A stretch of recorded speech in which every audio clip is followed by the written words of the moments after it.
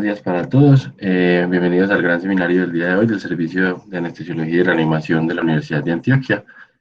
Para los que no me conocen, yo soy David Prada, soy residente de segundo año del programa pues, de Anestesia y Reanimación de la universidad. Mi asesor para la charla de hoy fue el doctor Juan Carlos Villa, que es anestesiólogo, intensivista y profesor pues, de nuestra facultad y que le agradezco pues, toda su colaboración. El tema que nos trae pues, hoy en esta mañana son las metas de reanimación en trauma. Recuerden que la reunión está siendo grabada y va a subirse luego posteriormente a la plataforma de YouTube de la universidad. Este es el derrotero que vamos a llevar el día de hoy. Primero una introducción, un contexto epidemiológico pues, del tema para darle una importancia. Luego las bases fisiológicas sobre las que se centra la reanimación en el trauma, el, el choque en el trauma y la reanimación en el trauma. Posteriormente, específicamente las metas de reanimación, cómo se comportan y cuál es su rendimiento para predecir desenlaces en los pacientes. Y finalmente, unas conclusiones como prácticas pues, de la charla. Entonces, para empezar, el trauma es la sexta causa de mortalidad en el mundo y la quinta de morbilidad en todas las edades, regiones y grupos socioeconómicos. Más o menos el trauma, pues de eso sería que por trauma mueren al año casi 6 millones de personas al año, eh, que es lo mismo que decir que en un año desaparecen todas las personas que viven en países como Dinamarca, Finlandia, Paraguay, o para darle un contexto, pues en la pandemia actual, el COVID, a día de ayer, que fue la última vez que consulté, había matado en el último año 2,6 millones de personas.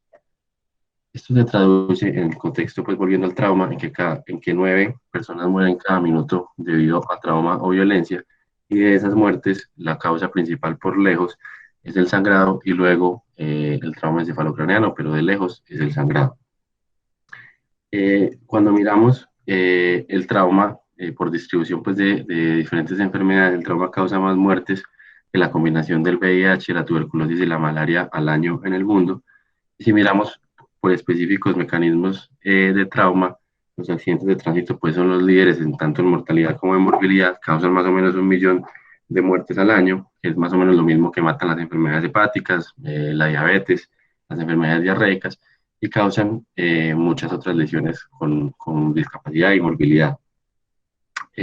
Los esfuerzos para mejorar la atención del trauma en los distintos países han tenido mucho impacto, sobre todo en los países en desarrollo. Sin embargo, la mayoría de los accidentes de tránsito, más del 90%, ocurren en los países en vía de desarrollo. El resto de la distribución pues son otras causas como homicidio, suicidio, ahogamientos, incendios o caídas que van decreciendo pues en orden de frecuencia. Según el grupo etario, entonces, el trauma es la primera causa de muerte en las personas socioeconómicamente más activas entre los 0 y los 46 años, superando pues con creces obviamente a las causas cardiovasculares, al cáncer y a otras enfermedades eh, que consideramos pues muy prevalentes. Y otro grupo etario de interés pues que quería mostrarles son los ancianos o los mayores de 65 años. Esa población es una población de riesgo, donde a veces la evaluación es difícil, donde el aparente mecanismo del trauma a veces es trivial. Eh, a veces tienen caídas de poca altura, tienen comorbilidades, se confunden en el examen físico, tienen una fisiología cardiovascular como alterada, pueden tener tratamiento con betabloqueadores, pueden tener marcapaso, pero todo eso confunde pues la evaluación inicial. En ellos viene un aumento creciente pues las consultas por trauma, y de hecho hoy en día son mayores de 65 años, hasta un 25% de todos los ingresos de urgencias debidos a trauma. En ellos, más o menos 3/4 se deben a caídas que consideramos, entre comillas, de poca energía, y el otro cuarto se debe a accidentes de tránsito. La gravedad del trauma va más allá pues, de la mortalidad, como veíamos, sino que acarrea un montón de otras consecuencias. Cuando miramos en términos de costos, el trauma genera más costos anuales que otras enfermedades como el cáncer, la diabetes, la enfermedad cardiovascular. Y cuando miramos en cuanto a morbilidad, el trauma es la primera causa de años de vida potencialmente perdidos, superando de nuevo a enfermedades como el cáncer, la enfermedad cardiovascular o las enfermedades respiratorias crónicas. A pesar de la gran mortalidad que tiene el trauma, la mayoría de los pacientes, 9 cada 10 pacientes, van a sobrevivir el trauma, y eso se asocia a una gran carga de morbilidad. El trauma es responsable de alrededor del 20% de todas las causas de discapacidad y morbilidad en el mundo. Este es un estudio del Lancet que intenta ver la carga de la enfermedad. Ellos lo que hacen es medir la carga de la enfermedad en términos de dailies. Esos dailies son años de vida ajustados por discapacidad, es decir, la suma de los años perdidos por muerte prematura y los años vividos con discapacidad. Y vemos en verde cómo en las edades más económicamente activas, pues digámoslo, entre los 10 y los 24, y los 25 y los 50 años, el trauma en verde es líder pues en causas de pérdida de esos años de vida ajustados por discapacidad. En Colombia el panorama realmente es muy parecido. Eh, Vemos que las lesiones interpersonales y los accidentes de tránsito están entre las primeras 7 8 causas de mortalidad y morbilidad. Han disminuido pues en cierta medida, pero siguen siendo pues líderes también en nuestro país. ¿Dónde podemos impactar entonces con nuestras intervenciones en el trauma? Conocemos los tres picos clásicos de mortalidad: el pico inmediato, el pico entre los primeros minutos a horas desde el trauma, y el pico que se da pues, por las complicaciones más tardías, que se dan días a semanas. Sin embargo, quiero resaltar la mortalidad en las primeras 24 horas. Del total de las muertes, en las primeras 24 horas, la mitad de esas muertes se presentan en la escena. Ahí pues no podemos impactar más allá de la prevención, pero hasta un 25% se presentan en la primera hora, la hora de oro, pues conocida en algunos artículos, y el otro 25% se presenta en el primer día, el día de plata, eh, pues el famoso día de plata. Visto de otra manera, los pacientes que van a morir intrahospitalariamente, más o menos la mitad, un 55%, mueren en el primer día desde la admisión. Entonces podemos impactar en esa mortalidad y lo hacemos mediante la reanimación adecuada de los estados de choque, que usualmente es hipovolémico, pero también según el contexto puede ser obstructivo, distributivo o de otro tipo, y mediante una identificación temprana y adecuada de estados de choque oculto y de deuda de oxígeno que finalmente se asocian a complicaciones a corto y a mediano plazo en los pacientes y a mortalidad. Vamos a hablar entonces de conceptos fisiológicos importantes para entender el choque en el trauma y cómo se llega pues, a las metas y de dónde salen pues, las famosas metas. El primer concepto entonces es la entrega de oxígeno. Vamos a darle un promedio entre 800 y 1000 mililitros minutos de entrega de oxígeno a los tejidos. Esa entrega de oxígeno, recordemos, depende del gasto cardíaco y el contenido arterial de O2. El gasto cardíaco a su vez depende del volumen de eyección y de la frecuencia cardíaca, y este volumen de eyección depende de precarga, poscarga y contractilidad. Abajo tenemos el contenido arterial de oxígeno, que depende de la hemoglobina, de su saturación y de la presión arterial del oxígeno libre, que es la que finalmente ejerce el gradiente de presión que lleva a que el oxígeno haga pues, difusión hacia los tejidos. De toda esa entrega que llega a los tejidos, de esos 800 a 1000, más o menos 200 a 300 mililitros minutos son consumidos por el tejido, constituyendo pues el VO2, para darnos una tasa de extracción que es la relación VO2-DO2 de un 25 a un 30%. El resto de lo que llegó, más o menos 600, 700 mililitros minuto, vuelve a la circulación central como contenido venoso de O2. Ese contenido venoso de O2 es parecido al contenido arterial, que depende de la saturación venosa, de la hemoglobina y de la presión arterial de oxígeno. Y entonces, teniendo estas dos variables, en teoría reanimadas, el contenido venoso de O2 lo podemos ver a través de la saturación venosa central o mixta de O2, primera meta. La relación entre la entrega y el consumo de oxígeno es un poquito más compleja, pues, y la podemos evaluar con esta gráfica, pues, que hemos estudiado muchos años en fisiología. En condiciones normales, como les mostré en la diapositiva anterior, la entrega del oxígeno supera más o menos 3 a 4 veces la demanda. Eso nos pone en una porción de la curva que es esta, desde las condiciones normales hacia abajo, en el que la entrega de oxígeno es independiente del consumo.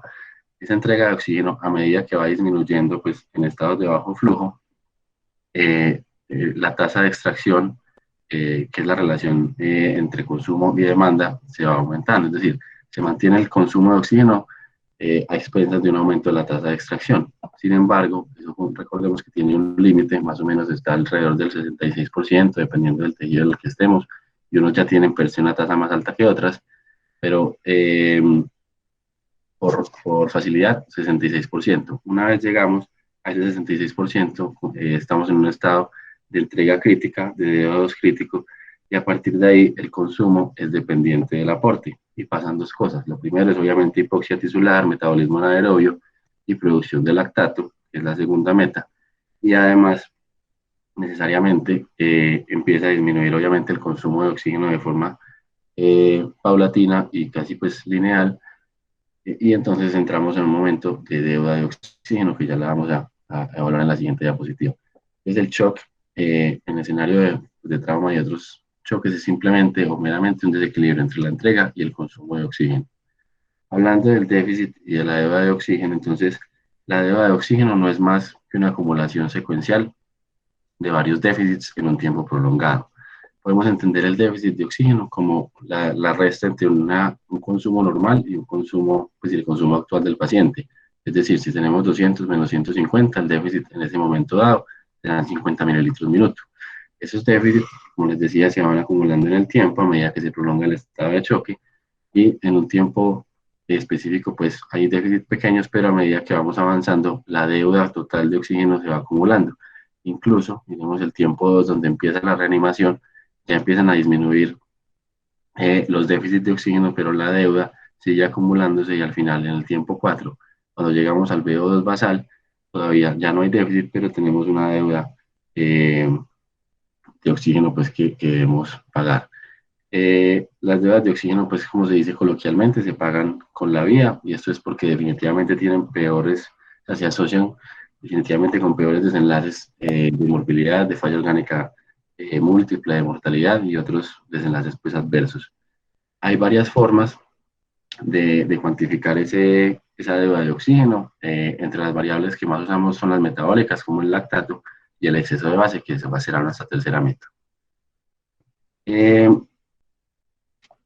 Con ese entendimiento de la fisiología, de la relación entre entrega y demanda, de la deuda de oxígeno, en los años 70 y 80 surgió la hipótesis de que obtener metas suprafisiológicas y pagar rápidamente, entre comillas, esa deuda se podría asociar a mejores desenlaces en los pacientes. Entonces surgen los estudios del doctor Shoemaker, el primero en el 73 y el segundo en el 88.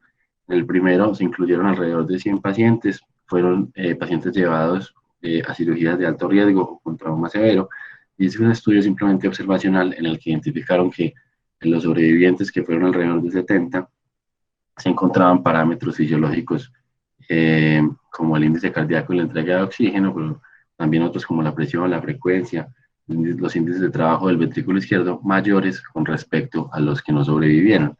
Y de ahí entonces se surgió la hipótesis de que llevar a sus pacientes a metas suprafisiológicas podría ser beneficioso. El doctor Shoemaker intentó poner eso pues, en un ensayo clínico en el 88. En ese ensayo clínico aleatorizó pacientes a reanimación pues guiada con catéteres de arteria pulmonar a metas suprafisiológicas y a metas normales. En ese grupo, en el grupo de intervención, pues hubo definitivamente, y ahí pues se popularizó esa hipótesis, menos tasas de hospitalización, menos complicaciones, menos SDA, menos ventilación mecánica, y por eso se abogó pues por esas metas suprafisiológicas. Los estudios del Dr. Shoemaker entonces popularizaron esa estrategia supranormal en los pacientes críticos, y esa estrategia supranormal se lograba con grandes volúmenes de líquidos. Eso tiene un gran problema, y por esa misma época empezó a popularizarse también la laparotomía de control daño, y los cirujanos empezaron a darse cuenta que era difícil el cierre de la pared por el gran edema de asas, el gran edema retroperitoneal, y empezaron a salir muchos estudios mostrando las consecuencias celulares de la reanimación agresiva. Esas consecuencias celulares pues giran en torno a una disfunción de muchos procesos, a edema intersticial, a déficit en la síntesis de insulina, al manejo hepático de la glucosa, incluso afectan la excitabilidad de los miocardiocitos, causan síndrome compartimental abdominal, incluso pueden llevar a lesión renal aguda y pues obviamente a SDRA. Entonces, han salido pues muchos estudios que muestran esas consecuencias, incluso el doctor Shoemaker en el año 2000 volvió a hacer un estudio, un ensayo clínico parecido al que había hecho, y en ese estudio no fueron capaces de replicar los resultados tan positivos que habían visto en el estudio pasado. Los pacientes con metas suprafisiológicas se morían parecido a los pacientes con metas normales. Y finalmente aparecieron los estudios de la doctora Hayes y el doctor Gattinoni, en el que a los pacientes no solo pues, no les mejoraba el desenlace, sino que directamente les aumentaba la mortalidad. Entonces, la reanimación hoy en día la entendemos como un balance que es fino, en que el objetivo de reanimar el sistema cardiovascular tiene que ser mantener una presión de perfusión lo suficientemente adecuada para que los tejidos puedan ejercer su curva de autorregulación normal.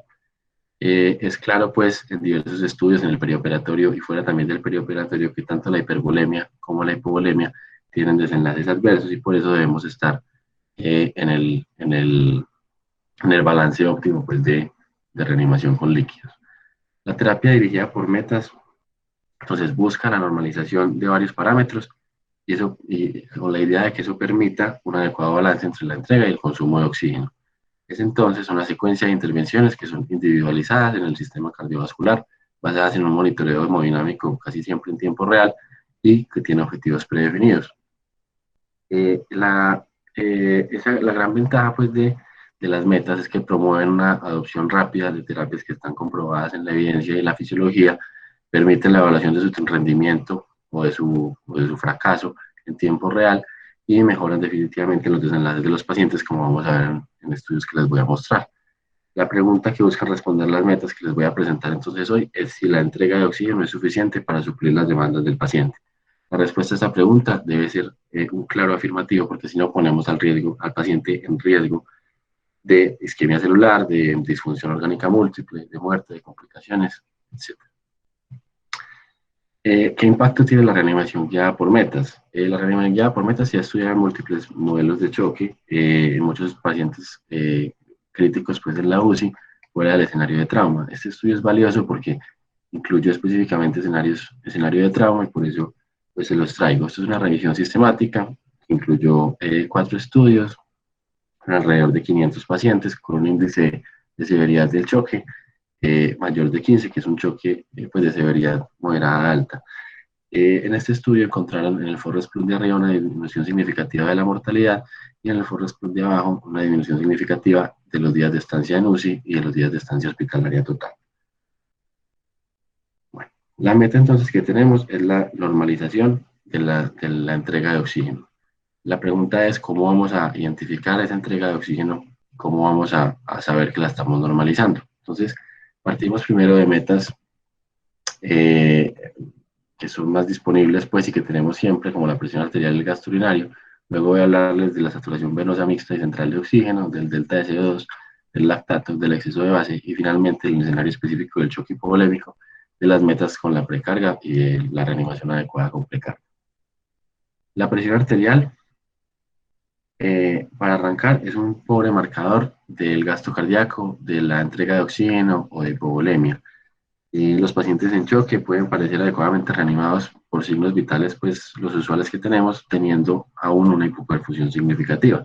Digámoslo, que la presión arterial es un buen ejemplo del concepto de la pérdida de la coherencia hemodinámica, en las cuales las variables microcirculatorias no necesariamente van a mejorar en paralelo con la mejoría de las variables macrocirculatorias. Esto debido no solo al estado de choque, pues que ya es un compromiso grande per se, sino también a nuestras intervenciones como el manejo agresivo de líquidos que causa hemodilución, que causa edema intersticial y que dificulta pues la difusión del oxígeno pues, a nivel de la microcirculación. En el proceso de reanimación, entonces tenemos dos tipos o dos momentos de metas de presión arterial. El primero es cuando el paciente llega sangrando agudamente, está en choque y no se ha hecho control del foco del daño. Nos pegamos de la reanimación control daño. La reanimación control daño se centra en los principios de minimizar cristaloides, utilizar hemoderivados tempranos y guiar esa terapia con hemoderivados por metas, usualmente o idealmente pruebas viscoelásticas, y la hipotensión permisiva. En ese momento, cuando no se ha hecho control del foco del sangrado, las metas giran alrededor de una presión media de 65 milímetros de mercurio, y lo podemos ser específicos. En el trauma penetrante, la sistólica podría mantenerse entre 60 y 70, en el trauma cerrado, de nuevo, la sistólica entre 80 y 90, y en el TEC, recordemos que la hipotensión permisiva la hipotensión controlada está contraindicada y las metas incluso casi siempre ya tienden a ser en el límite superior, más o menos en 110. Una vez logramos el control del sangrado, del foco del sangrado, la meta con presión arterial es la normalización de las cifras tensionales del paciente, salvando pues los pacientes que tengan una una diferencia en sus curvas de autorregulaciones cerebrales, hipertensos de base, es llevarlo a sus cifras usuales pues, del paciente. Hablando un poquito de la reanimación hipotensiva tiene un adecuado soporte en la literatura. La idea pues obviamente es restringir los líquidos y mantener la presión en los límites inferiores de la normalidad mientras se controla el sangrado y de esa forma evitar efectos adversos. La evidencia de la reanimación hipotensiva es especialmente fuerte en trauma penetrante, pero también tiene evidencia en trauma contuso. De hecho, en esta revisión que les muestro fueron 5 ensayos con 1.200 pacientes. De esos, los 5 ensayos incluyeron trauma penetrante y solo 2 incluyeron trauma contuso. De cualquier manera, en esta revisión entonces evaluaron si la reanimación hipotensiva llevaba a una mejoría de la mortalidad a los 30 días y mostraron cómo en el grupo de reanimación hipotensiva, que tenían las presiones históricas promedio entre 70 y 90 y unas medias alrededor de 50, la mortalidad disminuía a los 30 días alrededor de un 30%. Además, lograron demostrar menor tasa de transfusiones y menor tasa de sangrado total calculado pues, durante la atención de ese trauma. La hipotensión permisiva o la hipotensión controlada, la reanimación hipotensiva, pues que son como varios nombres del mismo concepto, definitivamente se asocia a menores tasas de sangrado, a menor riesgo de hipertensión abdominal, de acidosis, de hemoilusión, de trombocitopenia, de coagulopatía, de muerte celular y de lesión tisular, de sepsis y de volúmenes de cristaloides y de transfusiones. Sin embargo, es adecuada solamente por periodos cortos, porque alrededor de las 8 horas de reanimación hipotensiva aumenta considerablemente el estrés metabólico, la hipoxia tisular, y hay una tendencia a aumentar la mortalidad, obviamente por toda la deuda de oxígeno que se acumula. Entonces, de nuevo, una vez tengamos el control del foco, la meta de la presión arterial es la normalización de las cifras del paciente. Otra meta que tenemos usualmente muy disponible y que usamos con frecuencia es el gasto urinario. El gasto urinario tiene sus pros y sus contras, pero como está tan disponible, digamos que es muy útil. Es una buena medida de la perfusión del lecho esplácnico. El lecho esplácnico es de los primeros lechos que se ve afectado en un choque, entonces es una medida pues deseable para nosotros. Sin embargo, la afectación pues, del gasto urinario es una medida tardía que refleja las hipoxias y los déficits de oxígeno de horas atrás. Entonces, digamos que en tiempo real es difícil utilizarla como guía de reanimación. Aparte, tiene otro problema y es que en un escenario de falla circulatoria, la oliguria, el déficit del gasto urinario no solo se debe a un problema prerrenal, sino que también puede haber necrosis tubular aguda, pues con falla renal intrínseca, la cual no va a responder a líquidos, e incluso en el escenario de TEC puede haber confusión, pues se puede maquillar el gasto urinario con diuréticos osmóticos, entonces perdemos esa meta. En general, en todos los tipos de choque, no solo en el derivado del trauma, la meta del gasto urinario es mantenerlo en la normalidad entre 0.5 y 1 mililitro kilo hora. El gasto urinario, definitivamente cuando uno lo mira, si se asocia pues obviamente a peores variables hemodinámicas, es cierto. En este estudio es un análisis retrospectivo con 2 grupos de 30 pacientes, pues de 30 y 30, en el que miraron la asociación entre peores variables hemodinámicas y peor gasto urinario. Y definitivamente los pacientes más inestables mostraron peor gasto urinario de forma significativa. La pregunta entonces es si deberíamos o podríamos dirigir la reanimación basada en el gasto urinario. Esta es una revisión sistemática con metaanálisis con 36 estudios aleatorizados y 6 observacionales. Ellos intentaron ver si había un impacto en mortalidad dirigiendo la reanimación por gasto urinario y lograron encontrar que cuando miraron la dirección de la reanimación por otras metas, sí hubo una disminución de la mortalidad, pero cuando lo dirigieron por gasto urinario, el impacto en la mortalidad no era significativo, no lo lograron demostrar. Entonces, la conclusión de esta parte es que es una meta útil, muy disponible, pero con sus limitaciones, pues, que ya conocimos. Otra meta que vamos a evaluar entonces es la saturación venosa de oxígeno. Recuerden que la saturación venosa de oxígeno la podemos tomar en 2 puntos. La saturación venosa central hace referencia a la que se toma en la vena cava superior, en la entrada, pues en la unión atriocava, 2 centímetros por encima, donde usualmente se ponen los catéteres venosos centrales. Aunque hay grupos, incluso en Bogotá, que ponen los catéteres venosos centrales más adentro, pues ya en la aurícula derecha. y tienen sin el riesgo pues de complicaciones y pues digamos que les ha ido bien. Y la otra saturación que podemos medir es la saturación venosa mixta que se mide con el catéter de arteria pulmonar.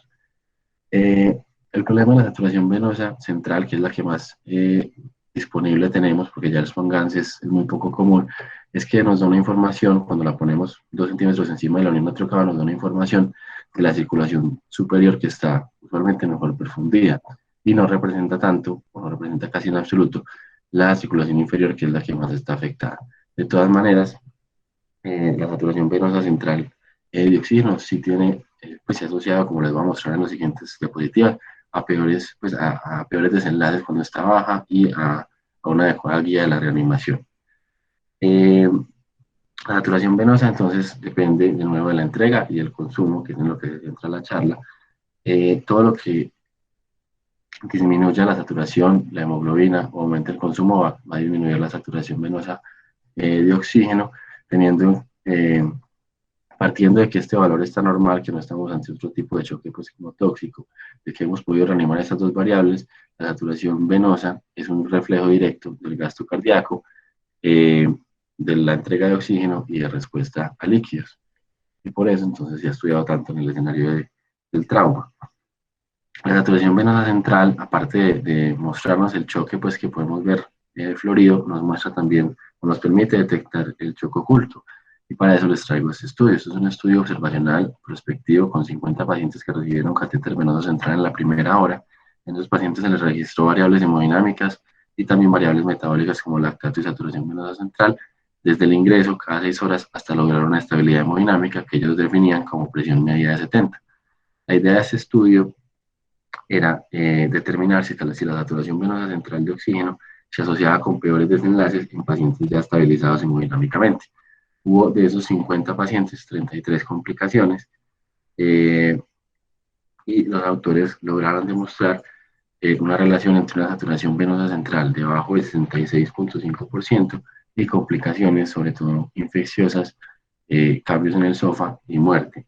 También los autores hicieron una curva ROC que mostraba pues, una adecuada sensibilidad y especificidad alrededor del 70% y un área bajo la curva del 0,72 para discriminar complicaciones, la posibilidad de complicaciones con saturación venosa central, que se parece mucho al rendimiento del lactato. Una pregunta, pues una relación conocida que sucede en la cirugía abdominal es que la hipoperfusión se asocia con complicaciones posoperatorias, tales como filtraciones de anastomosis en el contexto fuera del trauma. Este estudio es valioso porque lo hicieron en el Hospital Medellín, Bogotá. Ellos intentaron ver si la hipoperfusión en pacientes de cirugía abdominal en contexto de trauma se asociaba con filtración de las anastomosis. Fueron 41 pacientes mayores de 14 años llevados a cirugía abdominal. 7 de esos pacientes presentaron una saturación venosa central debajo de 65 eh, eh, debajo de 65 en el intraoperatorio, y de esos 4 filtraron. Y esos pacientes lograron demostrar entonces, esos investigadores lograron demostrar entonces eh, que los pacientes que desarrollaron esa filtración de la anastomosis tuvieron significativamente menores valores de saturación venosa central versus los que no eh, presentaron esos valores. Entonces estos autores sugieren que los efectos adversos aparecen a partir de debajo de 65% de saturación venosa central. Entonces la meta de esta parte sería tener una saturación venosa central al menos de 65-70 o una mixta también de 65. El delta de CO2 es otra meta que podemos utilizar. La fisiología es muy parecida a la saturación venosa central. Es simplemente la relación entre el CO2 venoso y el CO2 arterial para darnos un valor promedio entre 5 milímetros de mercurio. El CO2 venoso obviamente es ligeramente más alto que el arterial y por eso pues esa diferencia fisiológica. En estados de choque hay una disminución de la capacidad de eliminación del CO2 y además hay un aumento de la producción porque hay una estimulación simpática, hay un aumento de la glucólisis tanto aerobia como anaerobia, entonces se juntan los dos procesos, llevando pues a una acumulación de CO2 y a que esta resta se vuelva mayor. Se ha identificado pues en muchos estudios una relación inversa entre el delta de CO2 y el índice cardíaco. Y de hecho, un delta de CO2 por encima de 6 milímetros de mercurio por al menos 12 horas se ha asociado con desenlaces adversos, con hipoperfusión periférica significativa y con mortalidad.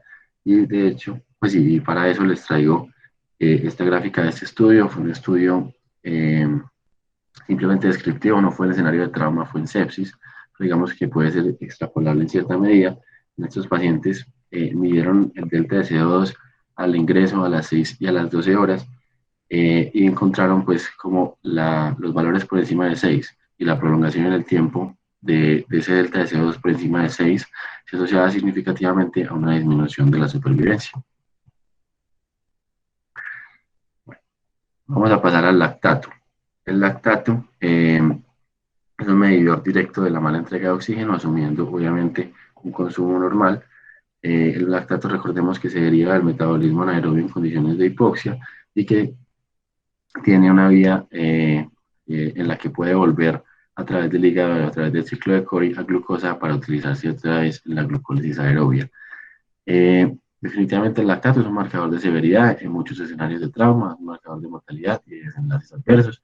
Es una meta de reanimación en diversos algoritmos de reanimación, en diversos tipos de shocks, incluyendo, pues, por ejemplo, en sepsis. Su valor normal oscila, según el laboratorio, entre 0.5 y 2 milimoles por litro. Recuerden que es común que se reporten en otras unidades como miligramos por decilitro. Los valores cambian, la tasa de conversión es 0.11, para que lo tengan en cuenta. Siempre mirar las unidades. Entonces, volviendo al tema, el lactato se considera patológico en general por encima de 2 milimoles por litro y la meta entonces será normalizarlo a menos de 2 milimoles por litro. La frecuencia de medición, lo que hacemos en la práctica clínica y lo que más está reportado son 6 horas. Sin embargo, en varios estudios que les voy a mostrar, pues uno de los que les voy a mostrar, la frecuencia de medición puede ser útil hacerla más cortica para que nos dé una información más precisa y más rápida en un escenario de choque que evoluciona más agresivamente que otros tipos de choque. La hiperlactatemia, cuando se junta con estados de bajo flujo, aumenta hasta 3 veces la mortalidad. Recordemos que cuando se consume la glucosa y llegamos al lactato, se aportan el mismo número de lactatos que de hidrogeniones, y al revés, cuando logramos consumir lactato en el ciclo de Cori, se consumen los dos hidrogeniones y logramos llegar a glucosa. Eh, la, la, la hipoxia tisular que tenemos genera tanto sobreproducción del lactato, pues por la glucólisis anaerobia, pero también altera la utilización del lactato. La hipoxia tisular altera la oxidación mitocondrial, incluso en estados pues, de gran acidosis, de bajo flujo, de hipoxia, el hígado se convierte en un productor neto de lactato en vez de un consumidor pues, de lactato. El lactato es útil porque incluso con entrega de oxígeno normal puede haber disfunción microcirculatoria y eso se expresa como hipoxia regional que vemos reflejada en la hiperlactatemia. Recordemos también que no solo los efectos derivados de la hipoxia son importantes, sino que la hiperlactatemia per se tiene efectos deleterios, se asocia con disminución del inotropismo, del gasto cardíaco, de la presión arterial, se asocia con más riesgo de arritmias y se asocia con pérdida de la sensibilidad a las catecolaminas y menor respuesta a ellas. También pues cabe recordar que la hiperlactatemia no solo se inicia y se prolonga por la estimulación de la glucólisis anaerobia, sino que también en estados de estrés se estimula la glucólisis aerobia por la estimulación del simpático, por la estimulación pues, que generan las citoquinas de la bomba de sodio, potasio, ATPasa, que aumenta pues, ese ciclo beneficioso de hiperlactatemia. Bueno, de todas maneras, el lactato obviamente debe interpretarse en un contexto clínico. Recordemos que hay hasta 3 causas de acidosis láctica. La que nos importa pues en este seminario es la acidosis láctica tipo 1, pero miren que hay un montón de otras causas que debemos mirar cuando los pacientes se presentan con un lactato. Entonces, el contexto clínico, si bien es un marcador sensible, digamos que no es específico pues, de los estados de hipoperfusión por trauma o por otro tipo de shocks. Vamos a hablar entonces del rendimiento del lactato. Tanto los valores absolutos del lactato al ingreso y en las siguientes horas son útiles, así como la depuración y la velocidad de la depuración para guiar la reanimación, y esas dos formas de mirar el lactato se asocian con desenlaces. Este es un análisis de una cohorte prospectiva que es valiosa porque fue recolectada en nuestro hospital, en el Hospital San Vicente Fundación, entre el 2014 y el 2016. Fueron 215 pacientes politraumatizados, y en ellos lo que hicieron los investigadores fue medir el lactato en la hora cero, a las 6 horas y a las 24 horas, y lograron pues en el análisis estadístico demostrar una asociación importante con el lactato pues en esos tres momentos, 0, 6 y 24 horas, y la mortalidad de los pacientes. En este mismo estudio, entonces, hicieron una regresión logística en el que identificaron que el lactato al ingreso, la depuración al 50% del lactato en 24 horas, bueno, o la no depuración al 50% en 24 horas, el mecanismo del trauma y el SOFA fueron factores independientes asociados con mortalidad hospitalaria o a los 28 días. Y miremos en la tablita de arriba cómo los pacientes que murieron tuvieron peor delta del lactato entre las 6 y entre las 0 y las 6 horas y entre las 0 y las 24 horas. Y en la tablita está de abajo, eh, en el análisis univariado y en el multivariado lograron demostrar de forma significativa la asociación con mortalidad de la falla de la depuración del lactato de las 0 a las 24 horas a un 50% de su valor. E incluso hay una tendencia a mostrar que también se asocia con mortalidad la depuración del lactato al 10% entre las 0 y las 6 horas. Hablando entonces de la depuración, les traigo esta tablita. Esta tablita corresponde a otro estudio. Este otro estudio fue de investigadores de la Universidad Industrial de Santander, con una cohorte de prospectiva de pacientes llevados a cirugías de alto riesgo. En ellos les midieron el lactato al ingreso y la depuración del lactato a las 6 horas. Lograron identificar más o menos lo que ya hemos visto, que la hiperlactatemia al ingreso de las 6 horas se asocia con mortalidad, pero de este estudio es relevante que la depuración del lactato menor del 20% a las 6 horas tiene un RR para mortalidad de 14.9, significativo tanto por intervalo como por valor de P. De esta meta la resalto y es la meta que quisiera pues como dejar como mensaje, porque es la que más se ha estudiado y la que más se ha demostrado que se asocia con mortalidad y con mejores desenlaces en diversos estudios, no solo en este. Y entonces la depuración del lactato, al menos un 20% en las primeras 6 horas debería ser nuestra meta con la depuración. El lactato también obviamente se asocia con episodios pues, o con morbilidades múltiples. En este mismo estudio de la diapositiva anterior lograron demostrar que la depuración del lactato a las 6 horas se asoció con más episodios de reintervención quirúrgica, con más requerimiento de terapia transfusional, con infección de sitio operatorio, con lesiones renales agudas, con requerimiento de vasopresores, con neumonía y con dehiscencia de suturas. Bueno, finalmente, del lactato, quedamos claros hasta aquí que tanto la depuración como los valores absolutos son útiles y se asocian con desenlaces. La pregunta que surge es si en trauma, que es un tipo de choque que tiene una evolución rápida, que es diferente, pues, digamos, en su cinética a otros tipos de choque como el séptico, es útil medir el lactato de forma más seguida. Entonces, este estudio intenta responder de alguna manera esa pregunta. Este es un trabajo de 600 pacientes en el que calcularon la depuración del lactato a las 0, a las 2 y a las 4 horas. Ellos hacen unas curvas de correlación y logran demostrar una correlación adecuada entre el lactato a las 0 y a las 2 horas y el lactato a las 0 y a las 4 horas, no así con el lactato a las 2 y a las 4 horas.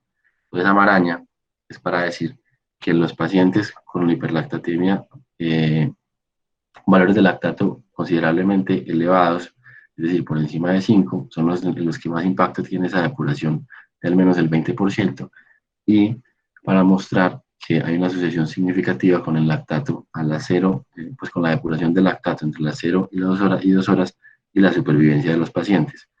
Los autores de este estudio hacen, pues, indican pues al final que quizá el mayor valor del lactato y la mayor información que aporta el lactato está de forma temprana, y entonces consideran que debería medirse de forma más seguida, si fuera posible, pues por en términos prácticos. Con respecto al exceso de base, el exceso de base es una derivación matemática que corresponde, pues, que en su fórmula depende del bicarbonato, de la hemoglobina y del pH. Recordemos que el exceso de base nace como respuesta y luego la epidemia de poliomielitis en Copenhague, en el que los anestesiólogos querían guiar mejor la ventilación mecánica del estado ácido-base y había muchos problemas con los otros modelos de abordaje del estado ácido-base. Entonces nace como un modelo, como una forma de abordar mucho más prácticamente el estado ácido-base. Eh, Hoy en día, pues, hay dos diferentes excesos de base, el exceso de base de la sangre y el exceso de base estándar. El estándar corresponde al intersticio, es el que utilizamos. El intersticio simplemente asume que la concentración de hemoglobina es un tercio de la del plasma, eh, porque recordemos que la hemoglobina es uno de los búferes más importantes del plasma, junto con las proteínas, los fosfatos y el bicarbonato. El que debemos usar es el estándar, es el que se ha asociado con desenlaces y es el que está publicado en la mayoría de los estudios. El exceso de base da una visión muy importante del estado metabólico, pues de la parte metabólica del estado ácido-base.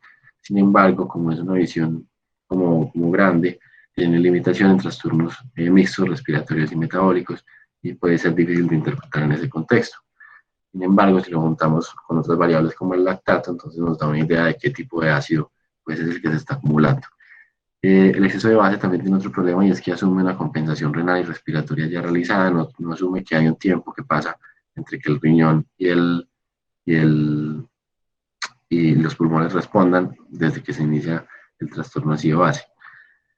Definitivamente cuando se miran los estudios, el rendimiento es superior a pH y a bicarbonato como meta de reanimación y como evaluación del estado ácido-base y ha sido predictor de transfusión masiva, de falla renal aguda, de SRA, de falla multiorgánica, de mortalidad específicamente en el escenario del trauma. El exceso de base es de los marcadores más estudiados en trauma. Por ejemplo, les traigo este estudio. Esto es un estudio con 36, una revisión de 36 estudios, en el que buscaron evaluar si el exceso de base asociado con mortalidad, con lesiones significativas definidas como SRA, falla renal aguda, falla orgánica múltiple y otras complicaciones. En este estudio lograron demostrar que el OR de mortalidad hospitalaria aumenta un 8 o un 14% por cada 1 milimol que el exceso de base se haga más negativo, desde un umbral de menos 6 milimoles por litro. En ese estudio mostraron que el exceso de base fue 2 veces mayor en pacientes que fallecieron versus los que sobrevivieron al trauma y que su rendimiento era equiparable en pacientes que recibieron pues, con consumo reciente de alcohol y en pacientes ancianos, que son dudas frecuentes que tenemos a veces en la práctica con el exceso de base. Este estudio que les muestro es para mostrarles que hay una asociación creciente, casi lineal, entre los valores de exceso de base y la mortalidad. Entonces, este es un estudio de análisis retrospectivo de 16.000 pacientes. En este estudio midieron variables pues, clínicas como presión arterial, etcétera, y las compararon con el exceso de base y con la escala de la TLS del choque hemorrágico para evaluar los desenlaces como estancia en UCI, como ventilación mecánica, como falla orgánica y otras complicaciones, incluyendo mortalidad. Y los autores lograron demostrar cómo el exceso de base es mejor discriminador de esos desenlaces que la tabla clásica de la TLS. Lograron demostrar esa relación lineal que les mostraba en el aumento progresivo del exceso de base y los desenlaces adversos de los pacientes. Y de hecho hoy en día eh, esta misma división por clases del exceso de base está incluida en la tabla del Colegio Americano de Cirujanos que sale pues en el ATLS. Como les decía, entonces la mortalidad eh, es creciente y lineal con el aumento del exceso de base a medida que aumentamos en clase. Esto es lo que les mencionaba. Esta es la tabla de la clasificación del choque hemorrágico del Colegio Americano de Cirujanos y ahí se incluye el déficit de base. El déficit de base, miren que acá dice protocolo de transfusión masiva, también está incluido en diversos scores, entre esos que es el TASH, que es un score para predecir la probabilidad de transfusión masiva. también es importante y está incluido pues en ese tipo de scores. Bueno, finalmente vamos a hablar específicamente en el escenario de shock hipovolémico eh, de una meta que es la precarga. Específicamente cuando hablamos de shock hipovolémico, casi siempre lo abordamos mediante volumen, mediante precarga, y la meta entonces en este caso será hacerlo de la forma más juiciosa, más adecuada posible, minimizando los efectos adversos. Realmente la severidad y la urgencia del trauma nos llevan o nos invitan a ser agresivos. Eso tiene un soporte en la terapia temprana dirigida por metas que propuso el Dr. Rivers, en el que dar masivamente líquidos en las primeras 6 horas quizá mejoraba los desenlaces, incluso pues en las metas que veíamos al principio del Dr. Shoemaker. Eh, Incluso en las metas del Surviving Sepsis, hasta el 2012 se tenía como meta la PVC entre 8 y 12. Sin embargo, como les mostré al principio y como es claro, pues está hoy en día casi para todos, la sobrecarga hídrica tiene una asociación clara con peores desenlaces, es deleteria, aumenta el tiempo de estancia en UCI hospitalaria, aumenta el tiempo de ventilación mecánica, de CRA, incluso mortalidad. Entonces, los beneficios de la terapia hídrica son un balance entre lograr una reanimación adecuada y evitar los efectos adversos. Recuerden que la respuesta a líquidos solamente se presenta en un 50% de los pacientes críticos ingresados a UCI. La respuesta a líquidos o con precarga entonces se basa en las curvas de Frank Starling. La curva de Frank Starling pues clásica es la gráfica entre el volumen de eyección y la precarga, en el que por cada aumento de precarga, si estamos en la fase ascendente, aumenta el volumen de eyección. Sin embargo, bueno, y ahí es cuando consideramos la respuesta a líquidos. Sin embargo, la pendiente de la fase ascendente pues, de esta curva de Frank Starling es diferente para cada paciente y depende necesariamente de la función ventricular. Es decir, para dos niveles dados, dos niveles iguales de precarga, un paciente puede ser respondedor a líquidos, como el de arriba, y un paciente puede ser no respondedor a líquidos, como el de abajo, y llevarlo entonces al otro lado a efectos adversos. De esto también se deriva que por simple fisiología, un valor único de precarga, como lo da la PVC, la presión de oclusión gástrica pulmonar y otros, no son buenos predictores de la respuesta a líquidos. Y de ahí entonces es de donde surge la idea de hacer pruebas mecánicas, que es simplemente hacer las veces de un bolo para que evaluar al paciente en qué punto de la curva se encuentra y qué respuesta va a tener.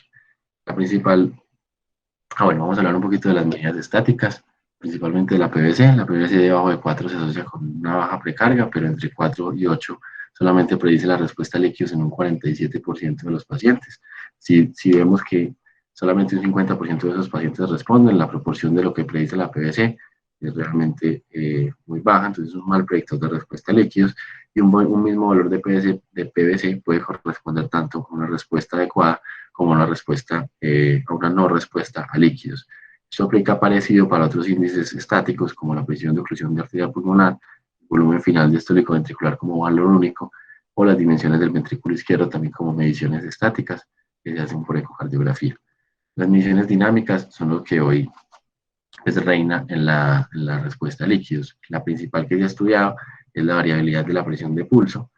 La variabilidad de la presión de pulso es pues, obviamente es el marcador más ampliamente estudiado y por eso les traigo entonces este metaanálisis. Este metaanálisis fueron con 22 estudios, 800 pacientes y su método nos da una idea de las limitaciones o los cuidados que debemos tener para poderlo utilizar adecuadamente. Se utilizaron volúmenes trial entre 8, mayores de 8 cc por kilo en pacientes que no tenían arritmias cardíacas y que no estaban ventilando espontáneamente, es decir, tenían ventilación totalmente controlada. En este grupo lograron identificar que el 58% de los pacientes fueron respondedores a líquidos, que va en concordancia pues, con lo que veíamos en las diapositivas anteriores, y que la variabilidad de la presión de pulso tiene una sensibilidad, especificidad y un área bajo la curva adecuado para predecir esa respuesta a líquidos en esos pacientes. Ellos identifican un umbral entonces de un 12% en el cual los pacientes responden a líquidos con esa variabilidad y también hacen referencia a un estado gris, a una zona gris entre los 9 y el 13%, en el que se encuentran hasta un 25% de los pacientes, y esto refleja simplemente que como es una variable continua, a medida que nos acerquemos al umbral, más posibilidad de respuesta va a haber.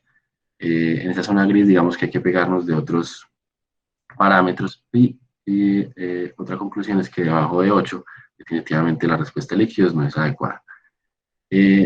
La variabilidad de la presión de pulso entonces tiene condiciones, debe hacerse con ventilación controlada, debe hacerse sin presencia de arritmias, debe tener un volumen y una compliance pulmonar que permita la transmisión de la ventilación mecánica hacia el tórax, no debe tener tórax abierto, no puede, la presión intraabdominal lo lleva a falsos positivos, la frecuencia respiratoria alta a falsos negativos y la falla cardíaca, específicamente la derecha, también se asocia con falsos positivos.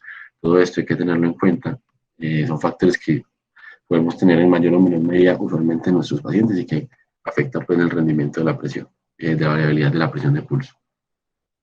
Con respecto a los índices de vena cava, entonces tenemos dos índices, les traje tres índices. El que más he estudiado es la distensibilidad de la vena cava. Eh, es simplemente el cambio en el diámetro máximo y el diámetro mínimo en pacientes en su ciclo ventilatorio, en pacientes con ventilación mecánica sincronizada.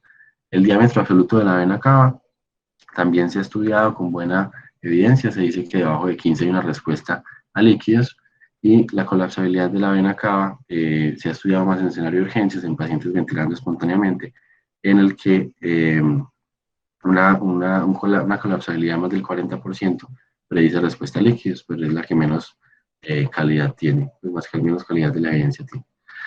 Bueno, aquí quedó montado esta diapositiva, no quedó la animación, pero entonces esta es una tablita con resumen de todas las medidas dinámicas que podemos utilizar para evaluar la respuesta a líquidos. Entre esas también hay que tener en cuenta la elevación de las piernas, la oclusión al final de la expiración del tubo endotraqueal y los bolos de líquidos minibolos o bolos convencionales.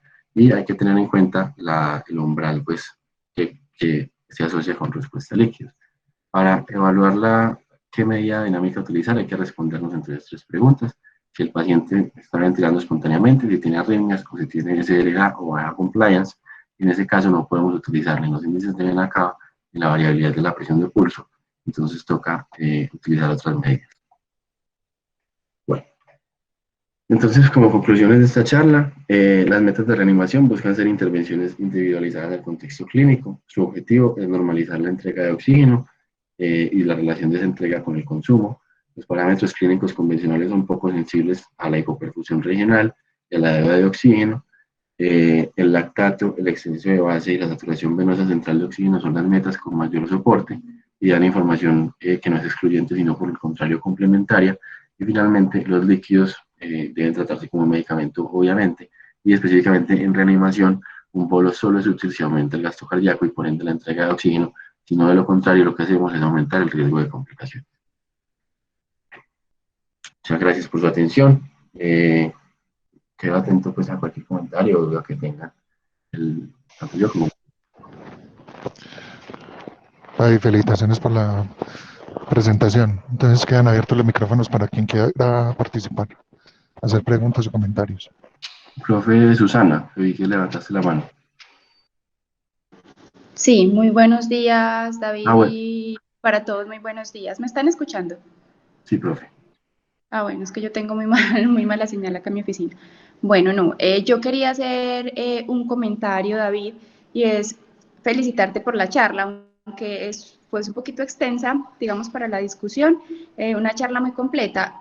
Digamos que cada año escuchamos hablar de metas de reanimación en trauma por diferentes residentes y siempre el abordaje es distinto y creo que volver a las explicaciones fisiológicas nunca sobra, sobre todo porque a veces se nos olvida la razón de esas metas y tú le diste un enfoque, mire, esta razón es por esto es lo que pasa con la entrega de oxígeno, esto es lo que pasa con la deuda y por eso se relaciona con el lactato, etcétera. Entonces, me encanta cuando en las charlas están los porqués de las decisiones y de las metas hemodinámicas. Entonces, felicitaciones, David, por la charla, me gustó mucho y pues, y al profe Juan Carlos, que sé que tuviste una muy buena asesoría. Listo, profe. Muchas gracias. El profe David López, que también había levantado la mano. Buenos días a todos. Me uno pues al comentario pues de Susana y el doctor Villa. Excelente pues revisión pues de nota pues que la preparaste pues muy bien, estuviste muy bien asesorado. Simplemente pues como hacer hincapié en cómo empezaba la charla, que es fundamental digamos buscar ese balance o ese equilibrio entre procurar o alcanzar unas metas, pero digamos, alcanzarlas de una manera equilibrada y mesurada, ¿cierto? Para uno, digamos, por ejemplo, para los que trabajan en cuidado intensivo, es muy gratificante, digamos, tener un lactato depurado en corto tiempo, tener normalizado el gasto urinario, o tener normalizado el delta del CO2. Pero pues a la final esa delgada línea entre alcanzar esa meta y ya irnos al otro lado, donde ya vamos a comprometer pues, el aspecto ventilatorio, con más días de estancia en uso, más días de ventilación mecánica, incluso pues con estudios que evidencian el aumento de la mortalidad. A veces buscar, digamos, como ese equilibrio es muy también como el ojo clínico de la experiencia, y uno tiene que, digamos, sumar pues todas esas variables pues como fisiológicas y metabólicas pues con parámetros clínicos, pues obviamente también ya las variables hemodinámicas apoyadas con la ecografía pues también digamos es una destreza pues que debe adquirir pues la persona que trabaja en trauma. Entonces a veces digamos buscar ese equilibrio digamos de una manera pues como mesurada, alcanzar la meta, pero digamos no hacerlo de una manera pues desmesurada y acelerada, ¿cierto? Muchas gracias. Listo, profe. Muchas gracias. Profe, hay una Bien, pregunta de sí. la doctora María Camila Ferro. Dice que en pacientes con choque hemorrágico y antecedente de falla cardíaca como fiebre y deprimida, ¿cómo se maneja la reanimación con cristaloides? ¿Y en qué momento considero que el paciente no responde a líquidos y debo iniciar vasopresor? Pues las que considero yo, y no sé si algo el profe Villa entonces me complementa, yo considero eh, que en paciente con falla cardíaca deprimida y choque hemorrágico grado 3, lo que prima pues en este momento es la reanimación agresiva. Una vez se controle el foco del sangrado, entonces, pues lo que prima en este momento es la reanimación. En un momento entramos entonces en el ciclo de reanimación hipotensiva. Una vez se controla el foco, llevamos al paciente a sus cifras tensionales normales y empezamos a evaluar las metas pues, de depuración de lactato y exceso de base. Eso todo en estos pacientes sí que es cierto que es necesario tener una visualización objetiva de la respuesta a líquidos y es muy útil pues los índices dinámicos que les mostraba al final. Y en ese orden de ideas, pues también es la respuesta a la segunda pregunta. Si el paciente ya tiene una variabilidad de la presión de pulso debajo de 8 u otras medidas pues, dinámicas que soportan que ya los líquidos lo que hacen es aumentar el edema celular y pues otros efectos adversos, la siguiente intervención que sigue entonces es el inicio del vasopresor. Bueno, no, para pacientes con falla cardíaca, si están en choque hipovolémico, es necesario normalizarlo. El balance es delicado porque si queda corto, pues va a seguir en choque hipovolémico. Y si se excede, edema agudo de pulmón. Entonces lo que se suele hacer son bolos, pero más pequeños, ya no de 250 o 500, sino de a 100 centímetros, valorando respuesta. Y considerar el uso de vasopresor más tempranamente para evitar una sobrecarga. Y las metas serían básicamente las mismas. Preguntan si el papel de la albúmina o el plasma temprano como meta en trauma. Pues esa es una... O sea, esta charla se centró pues, en las metas de reanimación hemodinámicas. La reanimación hemostática con hemoderivados, digamos que es otro tema, pues queda para toda una discusión. Pero sí, la tendencia actual, pues en lo que yo he revisado, es a utilizar hemoderivados de forma más temprana y sobre todo a dirigirlos al déficit que tenga el paciente con pruebas viscoelásticas. Pero como parte de la estrategia de control de la coagulopatía temprana que tienen estos pacientes, no como expansores plasmáticos, pues en el caso del plasma. Y la albúmina es un tema muy controvertido, no hace parte, pues eso exige una revisión mucho más amplia que puede hacerse en este mismo horario, pero con otra presentación. Bueno, a todos muchísimas gracias por su participación. Que tengan un feliz día.